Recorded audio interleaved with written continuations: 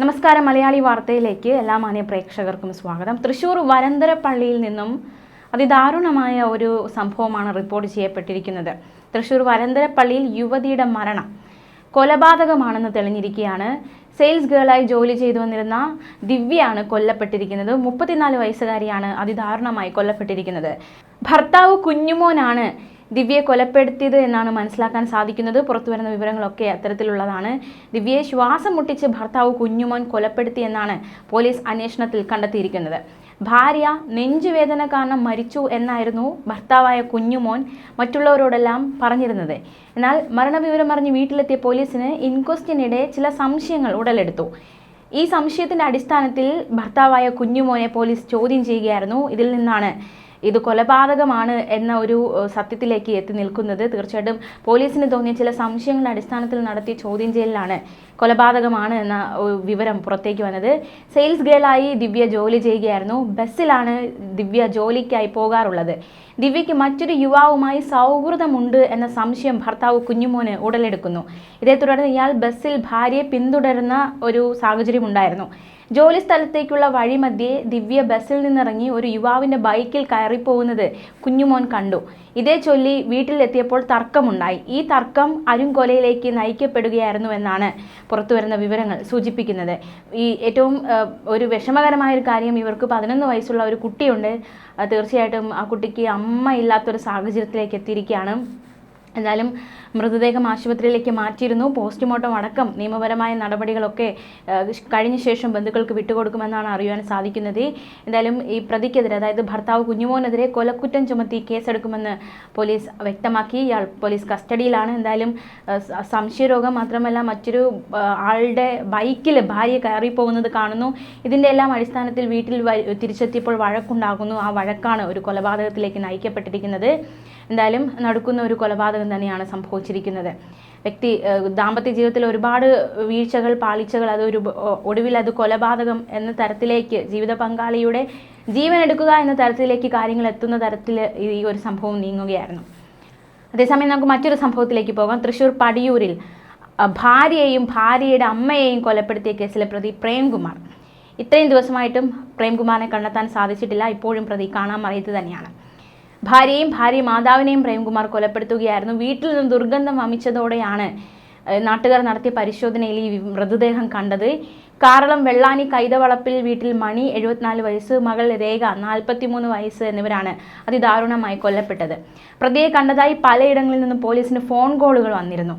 വാടക വീട്ടിലാണ് കൊലപാതകങ്ങൾ നടന്നത്. പ്രേംകുമാറിനെ എറണാകുളത്ത് കണ്ടു എന്ന വിവരം ചിലർ അന്വേഷണ സംഘത്തെ അറിയിച്ചു എന്ന സൂചനയുണ്ട്. എന്നാലും പ്രതിക്കായുള്ള വലവിരച്ചിൽ നടത്തി പോലീസ് അന്വേഷണം പുരോഗമിക്കുന്നുണ്ട്. മാത്രമല്ല, ഇയാൾ നേരത്തെ ജോലി ചെയ്ത സ്ഥാപനങ്ങൾ കേന്ദ്രീകരിച്ചും അന്വേഷണം ഊർജിതമാക്കിയിട്ടുണ്ട്. MPA യോഗ്യതയുള്ള പ്രേംകുമാർ മലയാളം, ഇംഗ്ലീഷ് ഉൾപ്പെടെ വിവിധ ഭാഷകളും അറിയുന്ന വ്യക്തിയാണ്. നേരത്തെ ക്രൂരകൃത്യം നടത്തി പരിചയമുള്ള വ്യക്തി കൂടിയാണ് ഇയാൾ. അതായത് ആദ്യ ഭാര്യയെ കൊലപ്പെടുത്തിയ കേസിൽ ഇയാൾ അറസ്റ്റിലായി ജയിലിൽ പോയി. ആ കേസിൽ ജാമ്യത്തിൽ ഇറങ്ങി വെളിയിലിറങ്ങിയിട്ടാണ് രണ്ടാം ഭാര്യയെ അമ്മയെയും കൊലപ്പെടുത്തിയിരിക്കുന്നത്. എന്തായാലും പഴുതുകളൊക്കെ അടയ്ക്കാൻ അറിയാവുന്ന സമർത്ഥനായ കൊലയാളിയാണ് പ്രേംകുമാർ. ഈ ഒരു ആദ്യ ഭാര്യയെ കൊലപ്പെടുത്തിയ കേസൊക്കെ കേരളം ഒരു കാലത്ത് ചർച്ച ചെയ്തതാണ്. ആ സംഭവം എല്ലാം നമുക്കറിയാവുന്നതനുസരിച്ച് ഇയാൾക്ക് എങ്ങനെ തെളിവുകളൊക്കെ നശിപ്പിക്കാം, അല്ലെങ്കിൽ ഏത് രീതിയിൽ ഈ കേസ് വഴിതിരിച്ചു വിടാനൊക്കെ അറിയാം എന്ന അത്തരത്തിലൊരു സാമർത്ഥ്യനായ കൊലയാളിയാണ് ഇയാൾ. എന്തായാലും ഈ ഒരു പഴുതുകളൊക്കെ, ഇയാളെ കണ്ടെത്താനുള്ള പഴുതുകൾ അടയ്ക്കാൻ ആദ്യഘട്ടം മുതലേ ശ്രമം നടത്തിയിട്ടുണ്ട്. മുൻ ഭാര്യ വിദ്യയെ കൊലപ്പെടുത്തിയ ശേഷം അവരുടെ ഫോൺ ഇയാൾ മുംബൈയിലേക്ക് പോയ ട്രെയിനിൽ ഉപേക്ഷിച്ചിരുന്നു. അതായത് ട്രാക്ക് തെറ്റിച്ചു വിടുക, അല്ലെങ്കിൽ അത്തരത്തിലൊരു ശ്രമമാണ് പ്രതി അന്ന് നടത്തിയത്. എന്തായാലും ഈ രേഖയെ അമ്മയും കൊലപ്പെടുത്തിയത് 2-ാം തീയതിയാണെങ്കിലും സംഭവം പുറംലോകം അറിഞ്ഞത് 4-ാം തീയതിയാണ്.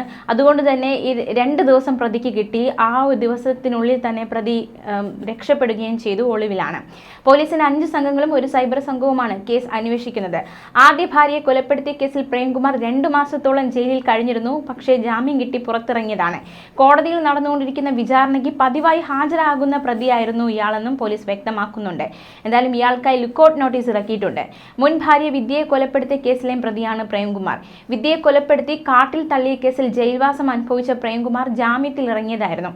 രേഖയും പുരുഷ സുഹൃത്തുക്കളും തമ്മിലുള്ള ചിത്രങ്ങൾ വസ്ത്രത്തിൽ ഒട്ടിച്ച നിലയിലാണ് രേഖയുടെ മൃതദേഹം കണ്ടെത്തിയത്. അതുകൊണ്ട് തന്നെ രേഖയ്ക്ക് പരപുരുഷ ബന്ധമുണ്ട്, അല്ലെങ്കിൽ അത്തരത്തിലൊരു സംശയത്തിന്റെ അടിസ്ഥാനത്തിലാണ് ഒരു കൊലപാതകത്തിലേക്ക് പ്രേംകുമാർ എത്തിയത് എന്നാണ് നിലവിലെ നിഗമനം. ഭാര്യയുടെ സ്വഭാവത്തെ വിമർശിച്ചുകൊണ്ടുള്ള ഒരു കുറിപ്പും മൃതദേഹത്തിൽ നിന്ന് കിട്ടിയിരുന്നു. കൊലപാതകം നടന്നത് ഉച്ചയ്ക്ക് ശേഷമാണ് എന്നതടക്കമുള്ള നിർണായകമായ കണ്ടെത്തലുകൾ പോലീസ് കണ്ടെത്തിയിരുന്നു. ദുർഗന്ധം വമിച്ചതോടെയാണ് മരണവിവരം പുറംലോകം അറിഞ്ഞത്. കുറച്ച് ദിവസങ്ങൾക്ക് മുൻപ് പ്രേംകുമാറിനെതിരെ ഇരിങ്ങാലക്കുട വനിതാ സ്റ്റേഷനിൽ രേഖ പരാതി നൽകിയിരുന്നതായി രേഖയുടെ സഹോദരിയും വെളിപ്പെടുത്തി രംഗത്ത് വന്നിരുന്നു.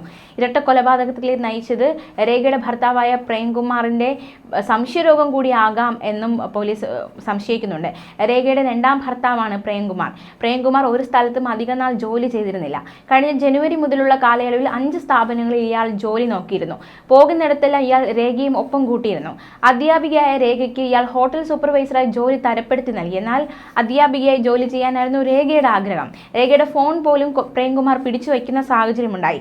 കൊലപാതകങ്ങൾ സംശയരോഗത്തെ തുടർന്നുണ്ടായതെന്നാണ് രേഖയുടെ മൃതദേഹത്തിൽ കുത്തിവെച്ചിരുന്ന ചിത്രങ്ങൾ സൂചിപ്പിക്കുന്നത്. രേഖയുടെ ആദ്യ വിവാഹ ചിത്രവും പ്രേംകുമാറുമായുള്ള വിവാഹ ചിത്രവും രേഖയുടെ സുഹൃത്തായ അധ്യാപകന്റെ ചിത്രവുമാണ് കുത്തിവെച്ചിരുന്നത്. രേഖ പോലീസിൽ പരാതി നൽകിയ ശേഷമാണ് പ്രേംകുമാർ കൊലപാതകങ്ങൾ നടത്തുന്നത്. കൃത്യമായി ആസൂത്രണം ചെയ്താണ് കൊലപാതകങ്ങൾ നടത്തിയത്. വീട്ടിലെ പിൻവാതിൽ തുറന്നു കിടക്കുകയായിരുന്നു. ഇതുവഴിയാണ് പ്രതി വീട്ടിൽ കടന്നത്. രേഖ തന്നെ ഉപേക്ഷിക്കുമെന്ന സംശയമാണ് കൊലപാതകത്തിലേക്ക് നയിച്ചത്. സുഹൃത്തായ അധ്യാപകനുമായി രേഖയ്ക്ക് വഴിവിട്ട ബന്ധം ഉണ്ടായിരുന്നതായി പ്രതി സംശയിച്ചിരുന്നു. പ്രേംകുമാറിനൊപ്പം ജീവിക്കാൻ കഴിയില്ലെന്ന് രേഖ പോലീസിൽ അറിയിച്ചിരുന്നു. ഇത് സംശയങ്ങൾക്ക് ആക്കം കൂട്ടി. ശനിയാഴ്ചയാണ് രേഖ പോലീസിൽ പരാതി നൽകുന്നത്.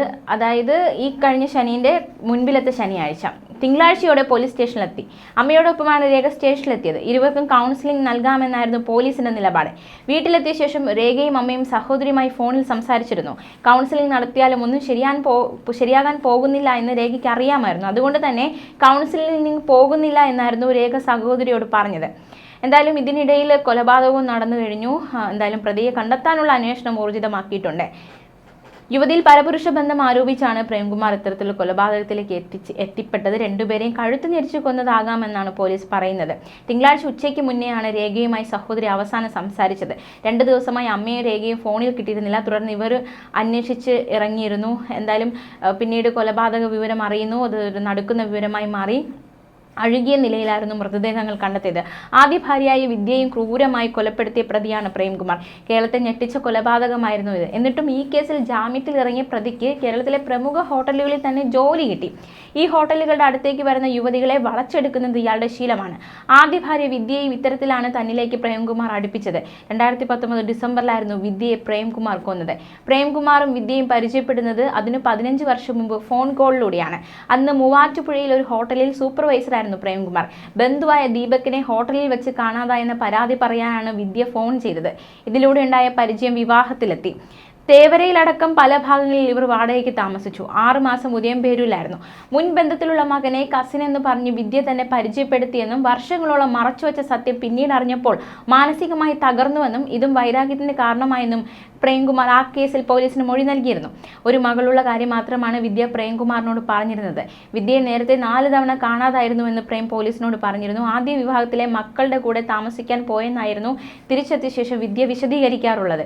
പ്രേംകുമാർ നേരത്തെ വിവാഹിതനായിരുന്നുവെന്ന് സൂചനയുണ്ടെങ്കിലും ആദ്യ വിവാഹമെന്നാണ് ഇയാൾ മൊഴി നൽകിയത്. ഇയാൾ അന്നും എറണാകുളം ജില്ലയിൽ വിവിധ ഹോട്ടലുകളിൽ മാനേജറായിരുന്നു. പിന്നീട് 2 തവണയായി 4 വർഷത്തോളം ഗൾഫിൽ ജോലി നോക്കി. 2015ലാണ് തിരിച്ചെത്തിയ ശേഷം റിക്രൂട്ട്മെന്റ് സ്ഥാപനം തുടങ്ങിയത്. ആദ്യ ഭാര്യയെ കൊന്ന കേസിൽ ജാമ്യത്തിൽ ഇറങ്ങിയ ശേഷം വീണ്ടും ഹോട്ടൽ ജോലികളിലേക്ക് പ്രേംകുമാർ കടക്കുകയായിരുന്നു. അതിനുശേഷം ഇപ്പോൾ രേഖയെ പരിചയപ്പെടുന്നു, രേഖയെ വിവാഹം കഴിക്കുന്നു. ഒടുവിൽ രേഖയ്ക്ക് പരപുരുഷ ബന്ധമുണ്ട് എന്ന് പറഞ്ഞുകൊണ്ട് രേഖയും കൊലപ്പെടുത്തുന്നു. തീർച്ചയായിട്ടും ഒരുപാട് കൊലപാതക പരമ്പര നടത്തിയിരിക്കുന്നു ഇയാൾ എന്ന് തന്നെ നമുക്ക് പറയാം. ഈ പ്രതിയെ പിടികൂടേണ്ടത് ആവശ്യകത തന്നെയാണ്. അയാൾ ഇനി രക്ഷപ്പെട്ട് മറ്റു ചിലരെയും കൂടി അപായപ്പെടുത്താതിരിക്കാൻ അങ്ങനെ ഒരു സാഹചര്യം ഒരുങ്ങാതിരിക്കട്ടെ. പ്രതിക്കായുള്ള അന്വേഷണം പോലീസ് എന്തായാലും ഊർജിതമാക്കിയിട്ടുണ്ട്. ന്യൂസ് ഡെസ്ക് മലയാളി വാർത്ത.